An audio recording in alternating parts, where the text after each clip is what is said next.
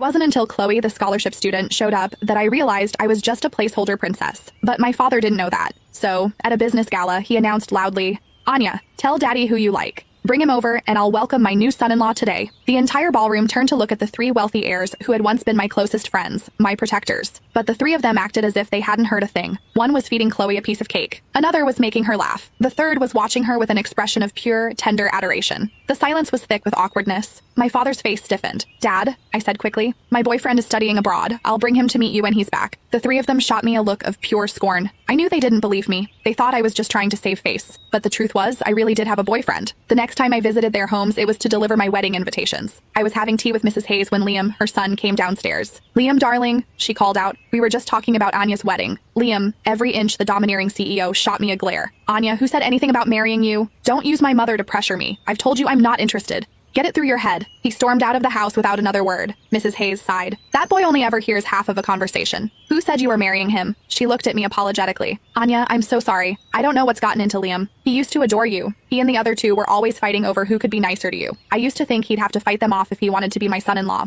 But now," I just smiled and shook my head. "It's fine. You can't force a connection that isn't there. Well, I should get going." "Of course, dear. We'll be at your wedding." From the Hayes estate, I went to the Thorne residence. As the maid was showing me in, Ethan was just ending a call. The moment he saw me, a smirk touched his lips. "Liam just called," he said, walking towards me. "Said you tried to force a marriage proposal at his house and now you're trying your luck with me?" He put on his usual mask of gentle civility. "Anya, I thought we made it clear at the gala. We're not interested in you. We're not going to marry you. You should stop this." I just smiled and nodded, which is why I'm here to deliver my wedding invitation. He froze for a second. Then that mocking smile returned. "Let me guess. You're pulling the same stunt your father did, hoping to corner one of us at the altar so we'll have to play along to avoid a scene? Anya, haven't you learned your lesson? We don't like you, and we won't do anything that might make Chloe misunderstand. You won't be able to invent another fake boyfriend to save yourself this time." I shook my head, about to speak, but his phone rang again. His entire demeanor softened when he saw the caller ID. "Hey, Chloe. Okay, I'll be right there." He hung up and shot me a look that said, "You're on your own," before brushing past me and leaving. It seemed that because of my father's stunt at the gala, they were utterly convinced I was trying to trap one of them into marriage. Fine. They'd find out the truth soon enough.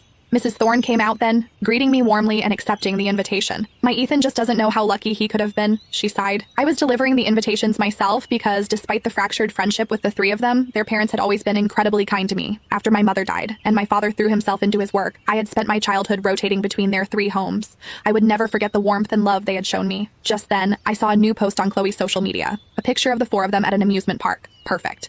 That meant I could go to the third house without any interruptions. I was sitting with Mrs. Monroe when I said, "The wedding is next month." "Mom, how could you arrange a marriage between me and Anya without asking me? This is my girlfriend, Chloe." Noah Monroe stormed in, pulling Chloe by the hand. "Mom, I know we used to play house,